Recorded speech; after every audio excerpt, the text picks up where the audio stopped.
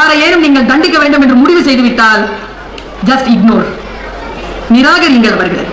அவர்களை நிராகரிப்பதுதான் மிகப்பெரிய ஒரு தண்டனையாக இருக்க முடியுமே தவிர பகை வளர்ப்பது ஒன்றும் மிகப்பெரிய உறவு கிடையாதுங்க. இது எனக்கு படித்தால் தெரிகிறது. நேற்று வாட்ஸ்அப்ல ஒரு மெசேஜ், சாராயம் குடிக்கிறான்ல கள்ளுக்கடையில் உட்காந்துக்கிட்டு, இப்பெல்லாம் எங்க இருக்கு கள்ளுக்கடை, டாஸ்மாக் கடையில் உட்காந்துக்கிட்டு சாராயம் குடிக்கிறீங்கல்ல, குடிக்கிறாங்கல்ல. அப்படி குடிக்கும் போது நிறைய பேர் உண்மையா பேசுறாங்க. ஆனா நீதிமன்றத்துல பைபிளை வச்சுக்கிட்டு, குரானை வச்சுக்கிட்டு, பகவத்கீதை வச்சுக்கிட்டு போய் பேசுறாங்க. சாராயத்தை வச்சுக்கிட்டு உண்மை பேசுறாங்க. பயங்கர சிந்தனையா இருந்ததுங்க இது எனக்கு. யோசிச்சு பாருங்களேன், குணம் என்பது என்ன தெரியுமா? படிச்சா தெரியுதுங்க நமக்கு இதெல்லாம் என்னன்னு. குணம் என்பது என்ன தெரியுமா? இப்ப நான் ஒரு விஷயத்தை உங்ககிட்ட பேசுறேன், நீங்க மாறிட்டீங்கன்னா, நீங்க இதுக்கு முன்னால இருந்தீங்கல்ல அது இல்ல, நீங்க மாறிட்டு இருக்கிறீங்கல்ல அதான் நீங்க. குணம் என்பது மாறாது, மாறினால் அதுதான் உங்கள் குணம். இது எனக்கு தெரிகிறது, படித்தால் தெரிகிறது. படித்தால் மனம் சுத்தமாகிறது. அந்த ருசி என் மனதை சுத்தப்படுத்துகிறது. இந்த உலகத்திலேயே கடத்த முடியாதது இரண்டு, ஒன்று வலி, மற்றொன்று ருசி. நான் கடத்த முயற்சி செய்து கொண்டிருக்கிறேன். என்ன கர்வம் எனக்கு! என் தமிழ் எனக்கு தந்த கர்வத்தின் காரணமாக என் ருசியை நான் கடத்துகிறேன். நான் ஒரு கவிதையை கேட்டேன். எப்பவுமே ஏதாவது ஒரு நூலை வாசித்தால் என்ன செய்வேன்னா, பல நேரங்கள்ல என்னால ஒரு 3 மணி நேரம் 4 மணி நேரம் ஒன்றும் செய்ய முடியாது. அதுக்குள்ள அப்படியே சுத்திட்டு இருக்கோம், தியான மாதிரி சுத்திக்கிட்டே இருக்கும், இன்னும் செய்ய முடியாது, அப்படியே நின்றுட்டு இருப்பேன். அந்த மாதிரி நின்றுட்டு இருக்கக்கூடிய அந்த கவிதைகள் இருக்கு இல்லையா, அந்த சொற்கள் இருக்கு இல்லையா, அதை அப்படியே மற்றவர்களுக்கு கடத்துகின்ற பொழுது ஒரு பேரின்பம் வருகிறது. ஏன் தெரியுமா? இன்னொரு மொழியில் இருக்கக்கூடிய சிந்தனையை வேறு மொழியில் உள்வாங்கி அதே பேரின்பத்தை முன்னால் இருக்கின்றவர்களுக்கு தருகின்ற சூட்சுமம் இருக்குல்ல, அது சாதாரணமானது இல்ல, அது ரொம்ப பலமானது. ஒருத்தர் ரொம்ப நொந்து போயிருக்கான், அப்படி நிறைய பேர் இந்த மீட்டிங்ல இருப்பீங்க. ரொம்ப நொந்து, அன்பு செய்ய ஒரு உயிர் இல்லை, ஒரு உயிர், அன்பு செலுத்துவதற்கு ஒரு உயிர். எவ்வளவு பெரிய பேரு தெரியுமா அது? அன்பை தரும் ஒரு உயிர். ஒருத்தன் இப்படி உருது கவிதை பாருங்க, இப்படி விரியுது. தகித்து இருக்கிறேன், தகித்து இருக்கிறேன், கடல் இருந்தாலும் விழுங்கி விடுவேன், என் கண்ணிற்கு ஒன்றும் தெரியவில்லை, காணல் நீராவது வராதா? அன்பு செய்ய யாரும் இல்லை பெண்ணே, வாயேன் ஒரு துரோகமாவது செய்துவிட்டு போ. துரோகமாவது செய்துவிட்டு போவதற்கு கேட்கிறான். தனிமை எவ்வளவு கொடுமையானது!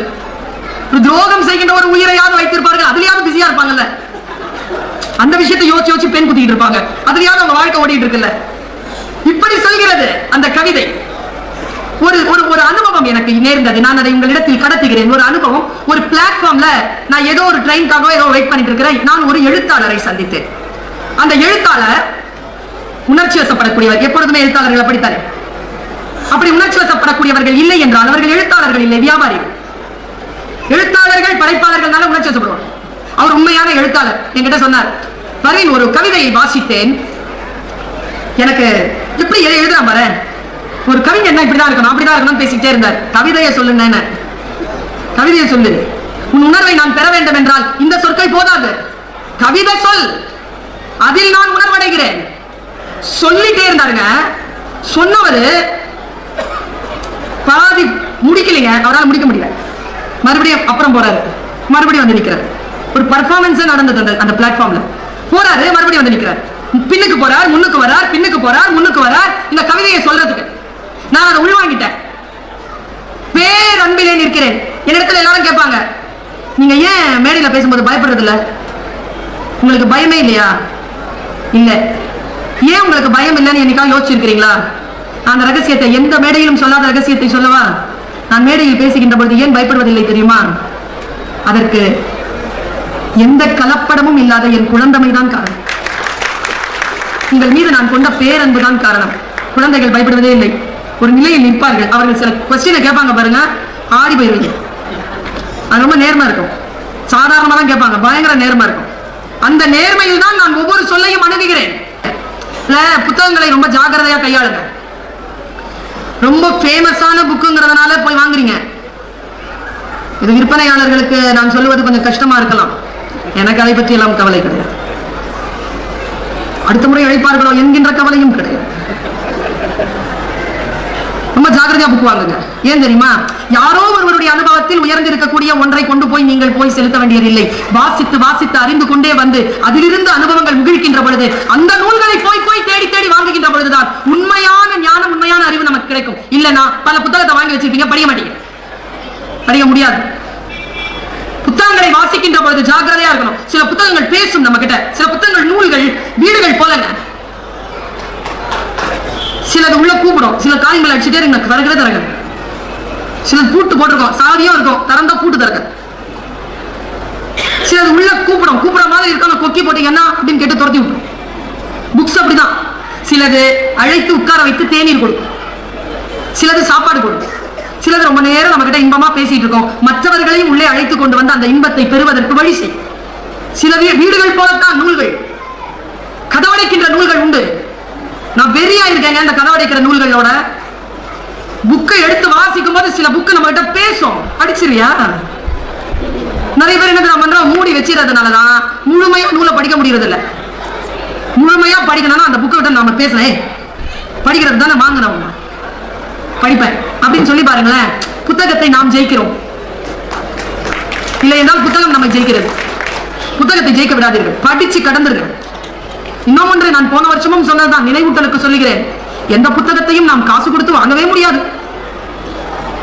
நாம் வாங்குவதெல்லாம் அச்சுக்குலியும் பேப்பர் குலியும் தானே தவிர எந்த நூலையும் எந்த கொம்பனாலும் காசு கொடுத்து வாங்கிவிடவே முடியாது. சிந்தனைகளை எப்படி வாங்குவீர்கள்? சிந்தனைக்கு பணம் உண்டா? இல்லை.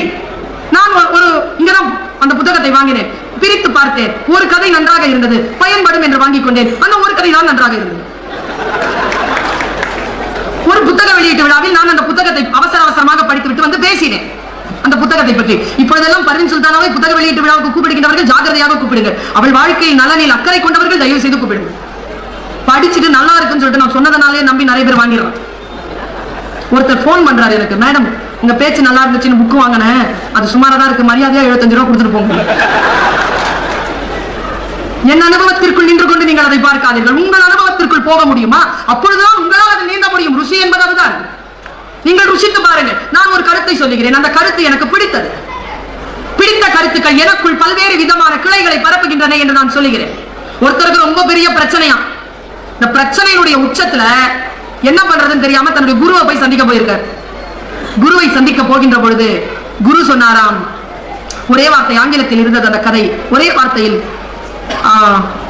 அவர் பேர் Jones, dear Jones, watch your next step. புரிஞ்சுச்சா? Watch your next step.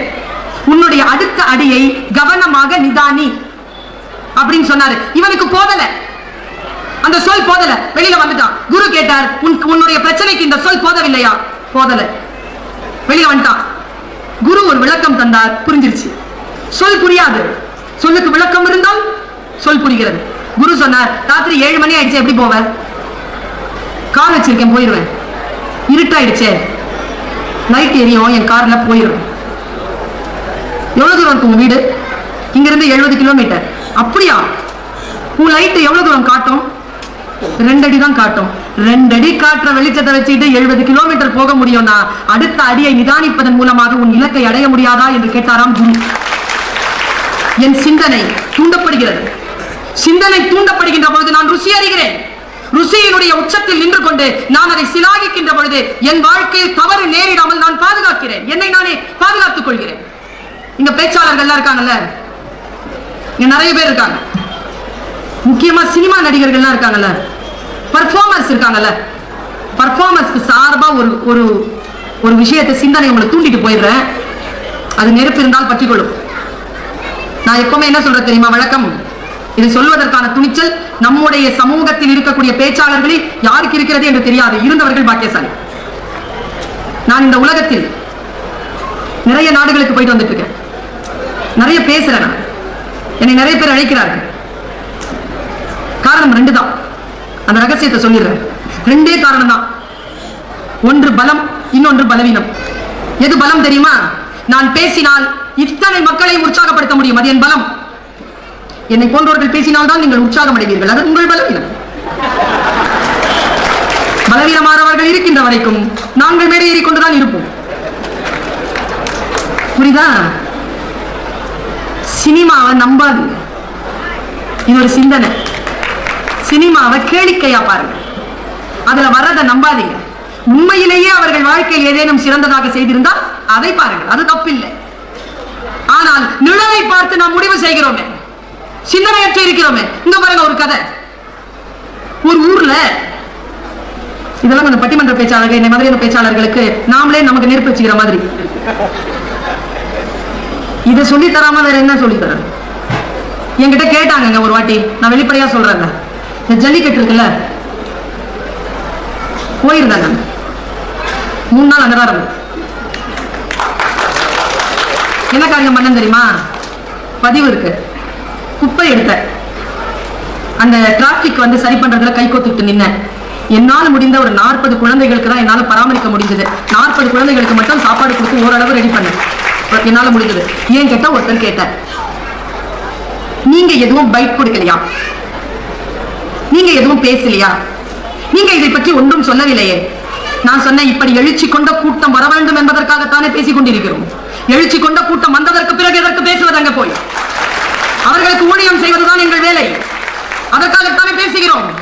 சிந்தனைகள் தூண்டப்படுகின்ற பொழுது அங்கே போய் முகம் காட்டுகின்றவர்கள் சுயநலவாதிகள். அடையாளம் கண்டுபிடியுங்கள் தோழர்களே, யார் நமக்கு எப்படி இருக்க வேண்டும் என்று அடையாளம் கண்டுபிடியுங்கள். யாருடைய பேச்சை கேளுங்கள் என்றால், உங்களை மனமகிழ்ச்சி படுத்துகின்றவர்கள் பேச்சை விட உங்களை சிந்தனை கூடாக கொண்டு செலுத்துகின்றவர்களுடைய பேச்சை தரம் பிடித்துக் கொள்ளுங்கள். அந்த ருசியைத்தான் சொல்லித்தர வந்திருக்கிறேன். நமக்கு பாட்டன் குட்டிக்கு ஒரு ருசி இருந்தது, இன்னைக்கு ருசி மாறிடுச்சு. கெட்ட வார்த்தை ஒண்ணு வச்சுட்டு இருக்கக்கூடிய ஒரு சோத்து பண்டத்துக்கு மேல அலையம் பீட்சான்னு பேரு. சொல்ல அருவருப்பா இருக்கு, அது எப்படி திங்கிற நீ? 30 பேர் சேர்ந்து மூக்குத்தடி சிந்தன மாதிரியே இருக்குன்னாரு ஒருத்தர். ரசனை போதா, இதான் வேலை. இப்படி தூண்டி விட்டுறணும், நெருப்பள்ளி போட்டணும். யாரோ ஒருவருடைய சிந்தனை எப்ப பார்த்தாலும் அதையே சிந்திச்சுட்டு இருக்கிறது. யாரோ ஒருவன் செரித்த உணவை உண்பது போல் முடிஞ்சது கதை. அறைதான் சுயமான சிந்தனை. நான் பேசி நீங்கள் கேட்டு இருக்கலாம். சொல் சுகம் என்று நான் பேசி இருக்கிறேன். மரணம் சுகம், மரணித்தல் சுகம். தமிழ்ல நிறைய சொற்கள் உண்டு மரணத்துக்கு. செத்து போனான், காலமானான், இயற்கை எய்தினான், சிவ பதவி அடைந்தான், டிக்கெட் வாங்கினான், மண்டை போட்டான், இத்தனை சொல் இருக்குல்ல. இதுல எனக்கு பிடிச்ச சொல் இயற்கை எய்தினான், காலமானான். சாபாஷ், சரியான சொல்லல. காலமாதல், காலமாதல், மரணம், காலமாதல். உள்ளுக்குள்ள அப்படியே டிராவல் பண்ண முடியுதுங்க. இங்கிலீஷ்ல கேட்டு பாருங்களேன். He passed away. Where?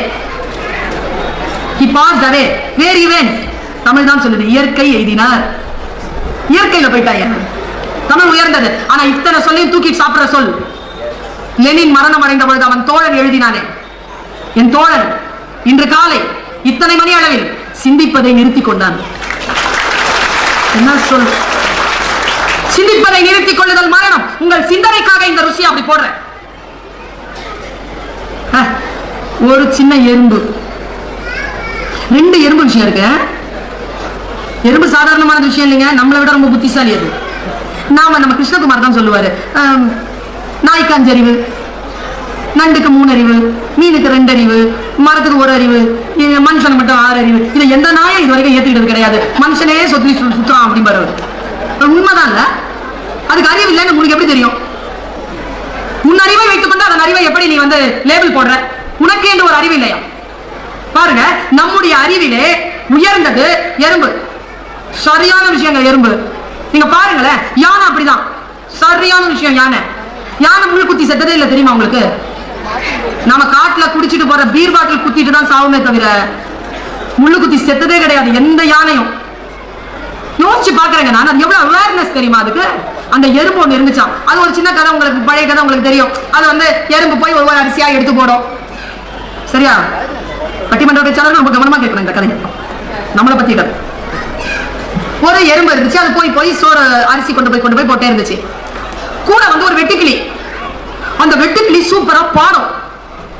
அது கிட்டார் வச்சுக்கிட்டு பாடிக்கிட்டே இருக்கும் எப்ப பார்த்தாலும். அந்த எறும்பு போய் சேர்த்துட்டு வந்துச்சு சோற. மழை காலம் வந்துச்சு, எங்கேயும் சோறு கிடைக்கல. இது வந்து நிக்குது இந்த வெட்டுக்கிளி. சோறு எடுத்துட்டு போகும்போது கேட்கும், எறும்பு கொடுத்துரும். இப்போ சோறு எடுத்துட்டு போல, அரிசி இல்ல, வெட்டுக்கிளிக்கு என்ன சாப்பாடுன்னு தெரியல, நிக்குது, சாப்பாடு பசிக்குது குடு. இப்ப எறும்பு சொல்லுச்சு, நீயும் வெயில் காலத்துல உழைச்சு இருந்தா மழை காலத்துல நிம்மதியா இருக்கலாம்ல அப்படின்னு சொல்லி. இது நீதி கதை, இவ்வளவுதான் கதை. இப்ப அதை டெவலப் பண்றான் பாருங்க, எப்படி போறான் பாருங்க சிந்தனையில. அந்த வெட்டுக்கிளி என்ன பண்ணிச்சான், இப்ப நான் என்ன பண்றதுன்னு சொல்லச்சான். எறும்பு சொல்லிச்சான், மரியாதையா உன் கிட்டாரை என்கிட்ட கொடு, என் கூட வேலைக்கு வாங்கிச்சு. சரின்னு ஒரு 4-5 நாள் வேலைக்கு போச்சு வெட்டுக்கிளி. 6வது நாள் எனக்கு பிடிக்கல, பசியோட செத்தாலும் சாமியை தவிர இந்த கிட்டார் வாசிக்க இருக்க மாட்டேன், மரியாதையா என் கிட்டாரை திருப்பி கொடுன்னு கேட்டான். எப்படியாவது போய் தொலை அப்படின்னு கிட்டாரை கொடுத்துருச்சு எறும்பு. கிட்டார் வாங்கி வச்சுக்கிட்டு வாசிட்டு இருக்குது வெட்டுக்கிளி. எறும்பு ஓடிக்கிட்டே இருக்கு. அது வந்து கிட்டாரை ஆஃப் பண்ணும்போது எறும்பு ஸ்லோவா போகுது, கிட்டாரை வாசிக்கும் போது எறும்புகள் வேகமா போகுது. ஓ, சாயந்தரம் டீ டைம்ல பேச்சுவார்த்தைக்கு கூப்பிட்டுச்சு. நான் வாசிக்கும் போது உங்களுக்கு எல்லாம் சந்தோஷமா இருக்கா? ஆமா. வாசிக்கலன்னா போர் அடிக்குது. அப்ப ஒரு ஒப்பந்தம் வச்சுக்கலாமா? என்ன, நீ எவ்வளவு சம்பாதிக்கிறியோ நான் வாசிட்டே இருப்பேன், அத 10% எனக்கு கொடுக்கணும். சரின்றுச்சா அந்த எறும்பு. அப்படி 100 எறும்பு கிட்ட பேசியிருக்கு.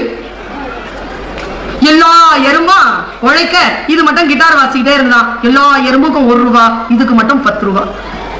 உங்களுக்கு எல்லாம் 1 ரூபா, எங்களுக்கு எல்லாம் 10 ரூபா. நாங்க கிட்டார் வாசிட்டு சுத்திட்டு இருக்கிறோம். சிந்தனைகள் வருகின்ற பொழுது, மற்றவர்களை ஏற்றம் தருகின்ற, மற்றவர்களிடமிருந்து ஒன்றை பெற்றுக் கொள்ளுகின்ற ஒரு விஷயம் வருகின்ற பொழுது நம்முடைய வாழ்க்கை வசந்தத்தை எண்ணி தருகிறது. ஒன்று சொல்லுகிறேன், எது அத்தியாவசியமானதோ அதை செய்வதை விட எது ரொம்ப விருப்பமானதோ அதை செய்யுங்க. வெட்டுக்கிளி மாதிரி நிறைய சம்பாதிப்பீங்க. இப்போதான் பேசிட்டு வரேன், நிறைய மார்க் வாங்குற மாதிரி படிக்க சொல்லாதீங்க பிள்ளைங்களை, எல்லாம் படிக்க சொல்லுங்க. நிறைய மார்க் வாங்குற மாதிரி படிச்சீங்கன்னா நிறைய சம்பாதிக்கலாம். பிள்ளைகளா இருக்கீங்களா ஸ்டூடெண்ட்ஸ்? நிறைய மார்க் வாங்கினா நிறைய சம்பாதிக்கலாம், நல்லா படிச்சா நிறைய சம்பளம் கொடுக்கலாம். அவ்வளவுதான் வித்தியாசம். நம்முடைய வாழ்க்கையை நாம ஜெயிக்கிறோங்க. எனக்கு தெரிகிறது நாம் ஜெயிக்க வேண்டும். ஏன் நாம் ஜெயிக்க வேண்டும் என்றால், தோத்துட்டா அடுத்தவன் நம்ம வாழ்க்கை முடிவு பண்ணுவான், ஜெயிச்சுட்டா நம்ம வாழ்க்கை நாமளே முடிவு பண்ணலாம். அவ்வளவுதான். சிந்தனை இவ்வளவுதான், சிந்தனையினுடைய ருசி இவ்வளவுதான். சிந்தனையினுடைய ருசி மேலே ஏறுகின்ற பொழுது என் வாழ்க்கையில் சில வளங்கள் எனக்கு கிடைக்கின்றன என்று மீண்டும் நான் சொல்லுகிறேன். நான் ஒரு 2 செய்திகளோடு நிறைவு செய்கிறேன். எனக்கு ரொம்ப பிடித்த ஒரு செய்தி. எப்பொழுதும் சிந்திக்கின்ற பொழுது அபாவ் அடுத்த நிலையில் சிந்தியுங்கள். அடுத்த நிலையில் சிந்திப்பது என்பதுதான் நமக்கான ஒரே வாய்ப்பு. எவன் ஈட்டி எறிந்திருந்தாலும் நம் சிந்தனையின் ஊடாக அந்த ஈட்டியை நாம் தொலைதூரத்தில் இன்னும் எரிந்தாக வேண்டும். அந்த சிந்தனை நமக்கு இருக்கிறதா? நாம் வாழ்ந்திருக்கிறோம் என்று பொருள். எக்ஸிஸ்டன்ஸ் என்பது வேறு, லிவிங் என்பது வேறு. நான் ஒரு கருத்து சொல்லுகிறேன். எனக்கு ரொம்ப பிடித்தமான ஒரு பாட்டு, நான் அதை சொல்லி நிறைவு செய்யலாம் என்று கருதுகிறேன். ரொம்ப பிடித்தமான ஒரு பாட்டு. பாரதி எனக்கு ரொம்ப பிடிக்குங்க. பாரதிதாசன், பட்டுக்கோட்டை கல்யாண சுந்தரம், கண்ணதாசன், இவர்கள் எல்லாருக்கும் முன்னால ஒரு கவி இருக்கிறார். அந்த கவியை நாம் அறிமுகம் செய்து கொள்ளவில்லை. அந்த கவிக்கு பேர் தான் ராமலிங்க வள்ளலார். ராமலிங்க வள்ளலார் என்ன கவி தெரியுமா? நம்ம பாரதியை சிலாகித்து பேசுகிறோம்ல, நான் இதோ இந்த மேடையில் சொல்லுகிறேன். எனக்கு ரொம்ப பிடித்த கவிதைகளில் முன்னால நிக்கிறவர் வள்ளுவர். சரியான போயிட்டுங்க அவரு. அவரை மாதிரி கவிதையில அவர் ஜெயிக்கவே முடியாதுங்க. அவருடைய கருத்துக்களில் தான் நாம் போகிறோமே தவிர அவருடைய கவிதை இன்பத்திற்குள் நாம் போவதே இல்லை. நான் ஒரு கருத்து சொல்லுகிறேன், ஒரே ஒரு பாட்டு சொல்லுகிறேன். இன்னைக்கு ராத்திரி என்னமா எழுதியிருக்கிறான் மனுஷன் நினைக்கும் உங்களுக்கு. காட்சி, கவிதை என்பது காட்சியில் வரும். தீயினால் சுட்ட புண் உள்ளாரும் ஆறாதே, நாவினால் சுட்ட வடு. கவிதைங்க அது கருத்து மட்டுமல்ல, அது கவிதை. யோசிச்சு பாருங்க. தீயினால் சுட்ட புண் உள்ள ஆறும், வெளியில ஆறாது. புண்ணுனா ஆறிடுங்க, வடுனா ஆறாது. தீயினால் சுட்ட புண் உள்ள ஆறும், நாவினால் சுட்ட வடு. நாவினால் எதேனும் சொல்லிட்டீங்கன்னா அது மேல ஆறுன மாதிரி இருக்கும், ஆனா உள்ள புண்ணாவே இருக்குங்கிறான் வள்ளுவர். தீயினால் சுட்டது உள்ள ஆறிடும், மேல புண்ணா இருக்கும். ஆனால் வாயினால் சுட்டால் வெளியில ஆறிடும், ஆனா உள்ள ஆறாதுதான். கவிதைங்க இது. நமக்கான சிந்தனையை தூண்டுகின்ற கவிதை வள்ளுவனில் இருக்கிறது, கம்பனில் இருக்கிறது, சிலப்பதிகாரத்தில் இருக்கிறது, பாரதியில் இருக்கிறது, ராமலிங்க வள்ளலாரிடத்தில் இருக்கிறது. நான் இன்றைக்கு சாட்சியம் சொல்லுகிறேன். நான் அறிந்த புலவர்களில் கவிஞன் கவிதையின் ஆழத்திற்குள் கொண்டு போய் ஒரு முனையிலே நம்மை நிறுத்தி வைத்து விட முடியும் என்கின்ற கவிதைகளுக்கு சொந்தக்காரர் பாவேந்தர் பாரதிதாசன்.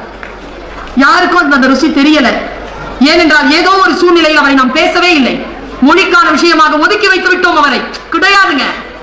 பாரதிதாசன் மிகப்பெரிய கவி. அதே மாதிரி தான் பட்டுக்கோட்டை கல்யாண சுந்தரம். நம்ம ஊர்ல தமிழ் பாடத்துல எழுதி வச்சிருக்கிறானே, என்ன பண்றது? நான் மலேசியா போயிருந்த போது ஒரு பாட்டு போட்டார் ஒருத்தர், ரொம்ப நல்ல பாட்டு. இது எங்கோ கேட்ட மாதிரி இருக்குது அப்படின்னா, இது சீர்காழி கோவிந்தராஜன் பாட்டுனார். யோ, இது சீர்காழி கோவிந்தராஜன் பாடின பாட்டு. இதை எழுதினவர் மக்கள் கவிஞர் பட்டுக்கோட்டை கல்யாண சுந்தரம். 7ஆம் கிளாஸ் எழுதி வச்சிருக்கானே. புரட்சி தலைவர் எம்.ஜி. ராமச்சந்திரன் சின்ன பையிலே என்கின்ற பாடலை பாடியவர் எழுதி வச்சிருக்கோம். எங்க போச்சுங்க நம்முடைய ருசி? நாம் ருசி அறியாமல் இருப்பதனால் யார் யாரோ எதையெல்லாம் சொல்லுகிறார்கள், அதையெல்லாம் நாம் கேட்டுக்கொண்டே இருக்கிறோம். நான் ஒரு காட்சியை சொல்லுகிறேன் உங்களுக்கு. நான் இதை ரொம்ப சிலாகித்து சொல்லுவது வழக்கம். எனக்கு கனவு ரொம்ப பிடிக்கும். நான் ரொம்ப கனவு வைத்திருக்கிறேன்.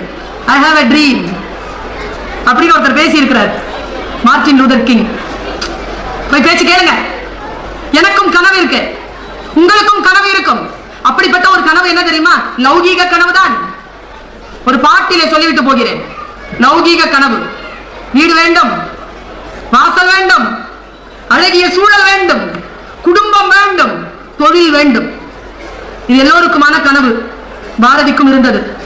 பாரதி பேச்சு கேட்டான். பாரதி ரொம்ப பிடிக்கும் எனக்கு. ஏன்னா அவன் காணவர்கள் விழி எறிந்து வானவரை அழைப்பர், ககன சித்தர் வந்து வந்து காய சித்தி விளைப்பர் என்பார் திரிகூட ராசப்ப கவிராய். அப்படி அப்படி பார்த்தா வானத்துல இருந்து ஆட்கள் வந்துருவாங்க. அப்படி பாரதி இப்படி பார்த்தா பராசக்தி வந்துட்டான். பராசக்தி கிட்ட பாரதி கேட்டான், ஏ Bharathi, I have one obligation. What do you want? காணி நிலம் வேண்டும் பராசக்தி. You want காணி நிலம்? Sanction. அடுத்த வார்த்தை, நம்ம காணி நிலம் வேணும்னு கேட்டோம், கொடுத்தாச்சுன்னா நம்ம போயிருவோம் தான் வாய முடிக்கிட்டு. பாரதி போல அடுத்த வார்த்தை கேட்டான், அங்கே தூணில் அழகியதாய் நன் மாடங்கள் துய்ய நிலத்தினதாய் அந்த காணி நிலத்திடையே ஒரு மாளிகை கட்டித்தர வேண்டும். ஏய், சாங்ஷன். என்ன ஸ்பெசிபிகேஷன் பாருங்களேன். எப்பவுமே ரசனை என்பது என்ன தெரியுமா? ஸ்பெசிபிகேஷன். பொண்ணு எப்படி அழகா, ஏ இந்த படம் எப்படி சூப்பரா இப்படியா சொல்லுவாங்க. சோறு எப்படி செம்ம, என்னது செம்ம சூப்பரு சொல்ல தெரியல பாருங்க. நமக்கு குழந்தைகளை கொஞ்சம் தெரியுதா? நமக்கு 3 வாரத்துக்கு அப்புறம் கொஞ்சம் கொஞ்சம் பஜ்ஜி பஜ்ஜி புஜி புஜின்னு ஆயிடுது. சொல்லிலையே நம்ம கிட்ட. என் அம்மா கொஞ்சம் என்ன, என் ஈரல் குலையேம்பா, என் ஈரல் குலையே, என் மரகதமே, என் சந்தன பெட்டி, என் சர்க்கரையே, என் வைரமே, என் வைடூரியமே, நான் பெத்த என் தாயே, என் உயிரே, என் கண் சொல்லிட்டே இருப்பாங்க. அவ நிறுத்த தெரியாது. நமக்கு வளரமே சொல்லிலையே நம்ம கிட்ட. பாரதி எப்படி கேட்கலாம் பாருங்க. காணி நிலம் கொடுத்தாச்சுன்னா பராசக்தி நில இங்க ஒரு பில்டிங் வேணும் எனக்கு. எப்படி வேணும்? பெயிண்ட் வந்து ஒயிட்ல இருக்கணும். ஓகே, அங்கே தூண் இருக்கணும். தூணில் அழகியதாய் நன் மாடங்கள் துய்ய நிலத்தினதாய் அந்த காணி நிலத்திடையே ஒரு மாளிகை கட்டி தர வேண்டும், பங்களா. அப்புறம் அப்படி பார்க்கும்போது பொட்டல் காடெல்லாம் தெரியக்கூடாது. அதுக்கு கேணி அருகினிலே தென்னை மர கீற்று அப்படி தெரியணுமா? எல்லாத்தையும் கொடுத்துட்டா சாங்ஷன். இப்படி திரும்பி பார்க்கறான். 10-12 தென்னை மரம் பக்கத்தில் வேணும். சாங்ஷன். லைட்டிங் எஃபெக்ட் சொல்றாங்க. சாமி கிட்ட கும்பிடும் போது கூட நமக்கு ஒழுங்கா கேட்க தெரியுதா? தெரியலையே. பிச்சை தானங்க கேட்கிறோம். உண்மையா இல்லையா? பிச்சை கேட்கிறோமா இல்லையா?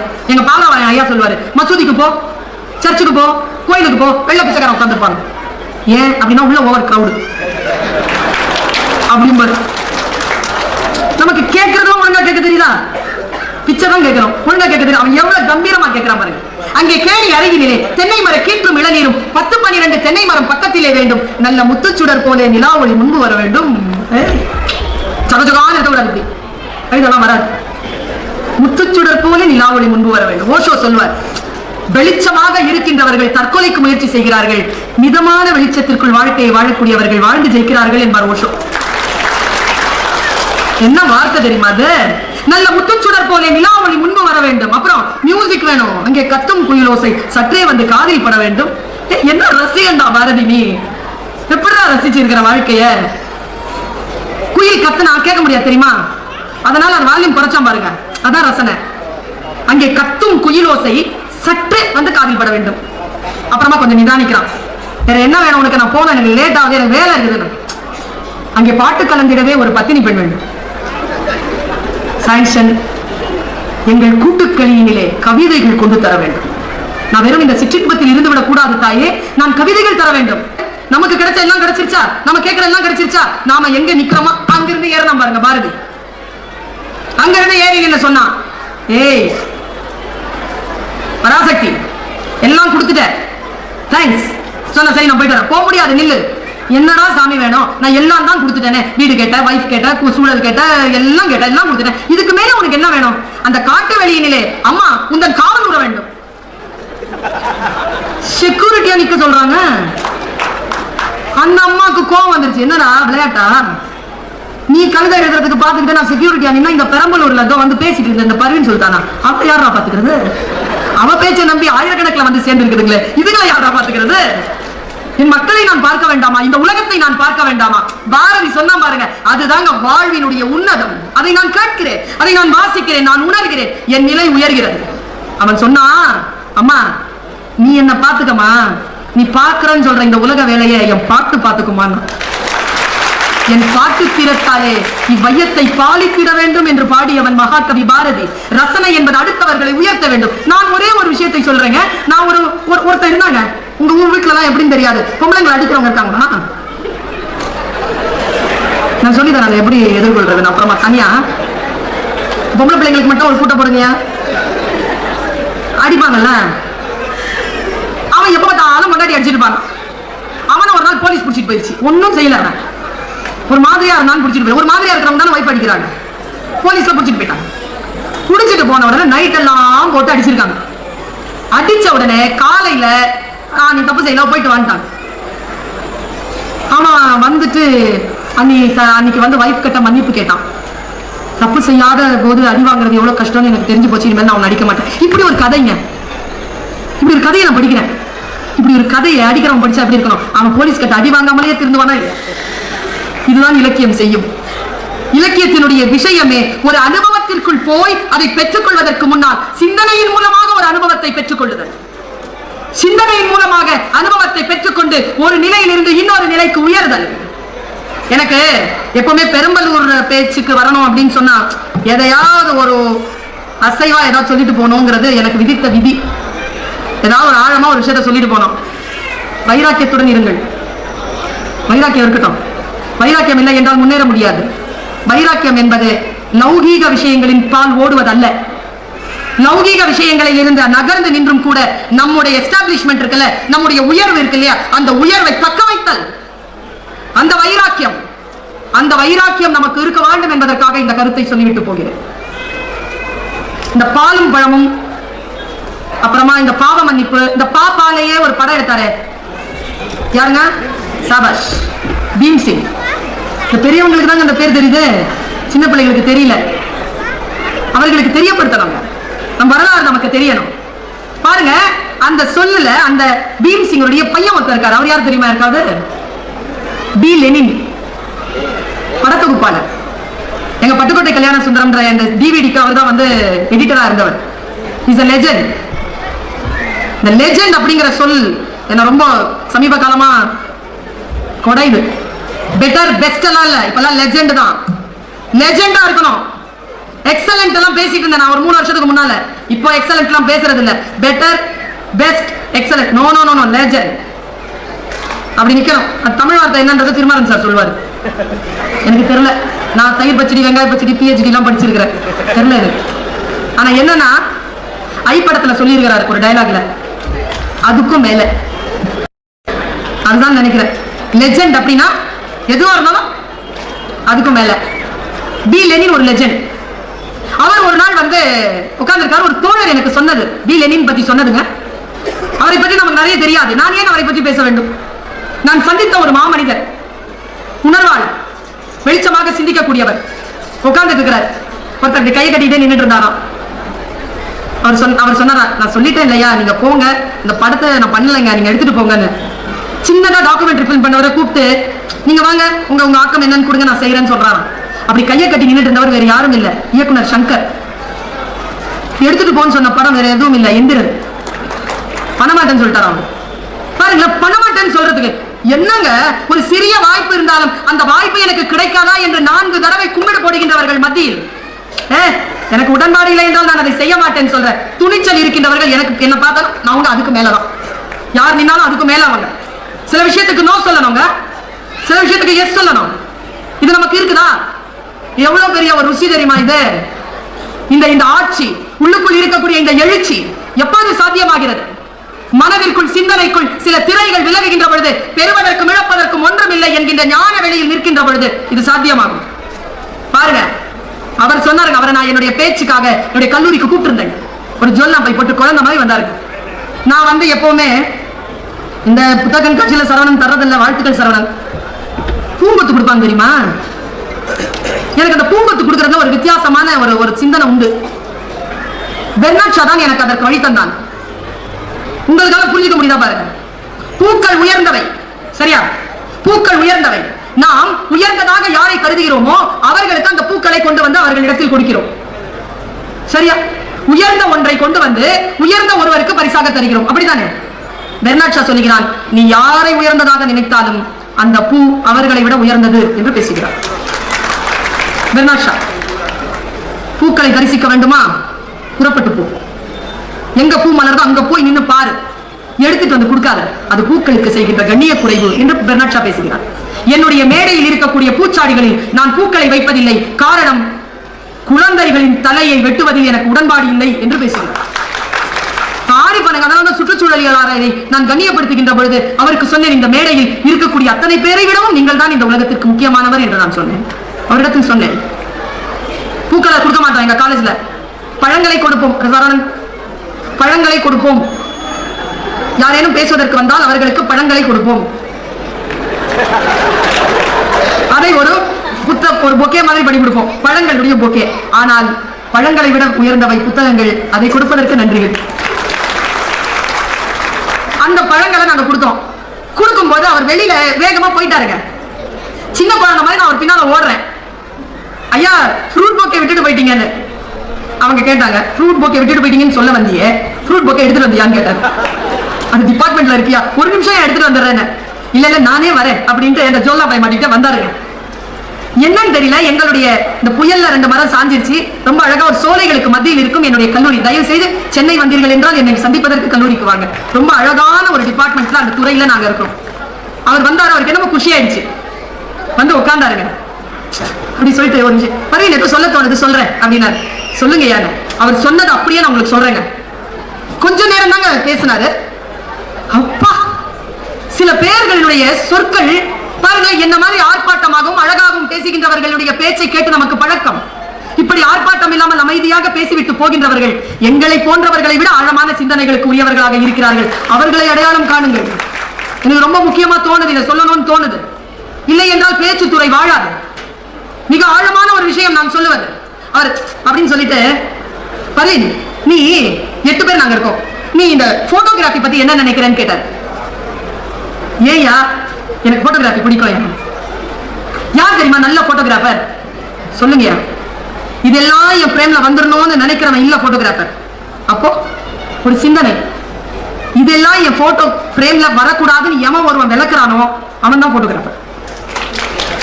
ஒரு சிலை, ஒரு பாறை இருக்கிறது, தேவையற்றவற்றை நகர்த்தி விட்டால் சிலை வருது இல்ல. ஒரு பிரேம் வைக்கும் பொழுது தேவையற்றவை தன்னுடைய பிரேம்ல வந்துடக்கூடாது எவன் ஒரு பிரேமை பிக்ஸ் பண்றானோ அவன் தான் நல்ல போட்டோகிராஃபர். இந்த போட்டோகிராஃபருக்கும் சொல்லிக்கிறேன், எல்லா விஷயங்களும் வந்துடக்கூடாது, எது வரணுமோ அது மட்டும் தான் வரணும். அந்த மாதிரி ஒரு போட்டோகிராஃபர் இருந்தானா, அந்த போட்டோகிராஃபருடைய போட்டோ வந்துச்சுன்னா அந்த போட்டோவுக்கு அப்படி ஒரு பேர் புகழ் கிடைக்குமா? எந்த பத்திரிகையில வந்தாலும் அந்த பத்திரிகை அன்னைக்கு அந்த வருஷம் வந்து சரியான விற்பனைக்கு போகுமா? அந்த போட்டோ வர பத்திரிகை மட்டும் அவ்வளவு விற்பனை ஆகும். அதனால பத்திரிகையாளர்கள் போட்டி போட்டுக்கொண்டு அவருடைய போட்டோவை போய் கேட்பாங்க. அந்த ஆள் வந்து சுத்திக்கிட்டே இருப்பான், ஒரு இடத்துல நிக்க மாட்டான். ஒரு நாள் என்ன பண்ணிருக்காரு, ஒருத்தர் வந்து அந்த போட்டோகிராஃபர் மேல ஃபேன் ஆகி அவரை பத்தி ஒரு டாக்குமெண்ட்ரி பிலிம் பண்றதுக்காக போயிருக்காரு. போகும்பொழுது இது லெனின் சொல்லும் பொழுது ரொம்ப சிம்பிளா சொன்னாருங்க. நான் கொஞ்சம் ஆர்ப்பாட்டமா சொல்லிட்டு இருக்கேன், அதை ஸ்லோவா சொன்னார். ஆனா அது வந்து ஒரு படம் பார்க்குற மாதிரியே இருந்தது எனக்கு. அவன் என்ன பண்ணிருக்கான், இந்த போட்டோகிராஃபரை தேடி போயிருக்கான். போகும்பொழுது 3 மாசம் ஆகி அவனுக்கு கிடைக்கல. அவன் 3 மாசத்தினுடைய கடைசியில ஒரு கிராமத்துல அவனை கண்டுபிடிச்சிருக்கான். கண்டுபிடிச்சு கேட்டிருக்கான் எங்கன்னு. அவன் மலை மேல இருக்கிறாரு, எப்ப போனாரு தெரியலங்க, ஒரு வாரம் 10 நாள் இருக்கும், போயிட்டாரு, எப்ப இறங்குவாரு தெரியாதுங்க. சரி வாங்க நம்ம ஏறலாம்னு சொல்லிட்டு பண்ண உடனே கூட வந்த குரூ சொல்லிச்சா, நாங்களாம் வரமாட்டோம், மரியாதையா நீ போய்க்கணும். ஏன்னா அந்த மலையில ஏற முடியாது. இவர் என்ன பண்ணிருக்காரு, 8 மணி நேரம் அந்த இதை மாட்டிக்கிட்டு அந்த கேமராவை மாட்டிட்டு ஏறி இருக்காரு. ரத்த கரையில போய் உட்கார்ந்து பார்த்தா அது ஒரு பனிமலையா, அங்க போட்டோகிராஃபர் இல்ல.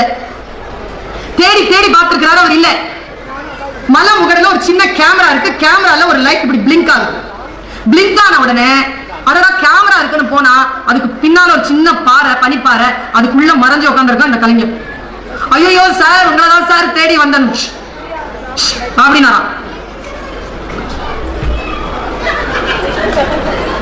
உட்காந்து உட்காந்து சார், உங்க படம் எனக்கு ரொம்ப பிடிக்கும் சார். எப்ப சார் வந்தீங்க? 15 நாள் ஆச்சா சார். எப்ப சார் போவீங்க? சாப்பிட்டீங்களா சார்? தூங்குனீங்களா சார்? எதுக்கு சார் வந்தீங்க? இங்க அவர் ஸ்லோவா சொல்றாரு, இங்க ஒரு பனி புலி ஒண்ணு சுத்திட்டு இருக்கான், அதை போட்டோ பிடிக்க வந்தேன்.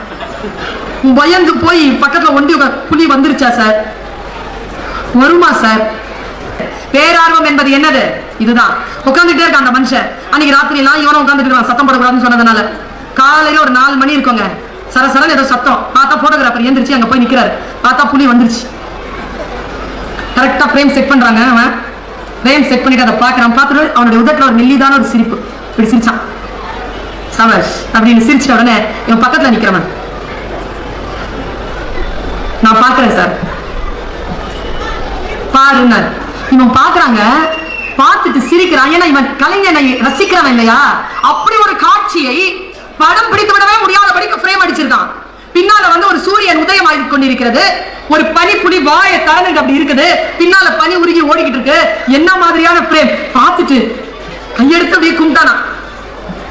அவரை பார்த்து சிரிச்சுட்டே இருக்கும்போது புலி போயிடுச்சு. போட்டோ பிடிக்கல. பிடிக்காததை பத்தி இவன் வருத்தப்படுறான். சார் சாரி சார், மன்னிச்சிருங்க சார், எனக்காக தானே சார் நான் இப்படி பேசி நடுவில் இப்படி டிஸ்டர்ப் பண்ணாம இருந்தா நீங்க அந்த பிடிச்சிருப்பீங்கல்ல சார். Sir sorry sir. நான் உடனே அவர் நிதானமா சொன்னாரா, நான் வேணும் தான் பிடிக்கல விடு அப்படின்னா. ஏன் சார் நான் ஒரு கேள்வி கேட்டிருக்கான். என் மூளைக்குள் சுற்றி கொண்டிருக்கக்கூடிய இந்த விஷயத்தை நான் அப்படியே கடத்துறேன். அவர் சொன்னாரா, நீ பார்த்துட்டல, புரியல. என்ன தெரியுமா பதில்? என் கண்கள் தரிசித்த ஒரு காட்சியைத்தான் இந்த உலகம் புகைப்படமாக பார்க்குமே தவிர யார் ஒருவர் கண்ணும் தரிசித்து விட்ட ஒரு காட்சி என் புகைப்படமாக வருவதற்கு வாய்ப்பே கிடையாது என்று சொன்ன அந்த கலைஞன், அந்த ஒற்றை ரசிகனுக்காக அந்த பிரேம், அவ்வளவுதான். அந்த பிரேம் அவன் பிடிக்கவே இல்லை. ஏனென்றால் அந்த காட்சியையும் அவன் பார்த்தான், அந்த படத்தையும் அவன் பார்த்தான் என்றால் அது தன்னுடைய காட்சி இல்லை என்று முடிவு செய்த ஒரு கலைஞன். இதுதான் லெனின் சொன்ன வைராக்கியம்.